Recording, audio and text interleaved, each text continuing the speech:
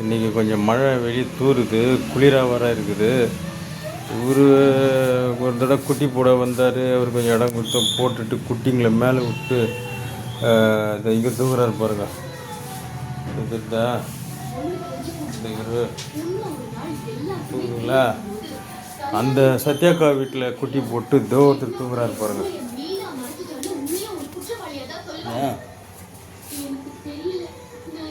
இங்கே ஒருத்தர் தூங்குறாரு பாருங்க. பாருங்க தெரிஞ்சுங்களா? என்ன பண்ணுறது? யார் இடம் கொடுக்குறாதுங்களாம் ஷெல்டர் உயிரினே மதிக்கிறது இல்லையா?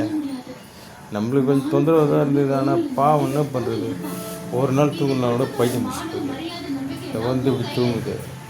இது பாருங்க, சாப்பிட்டு தூங்குது.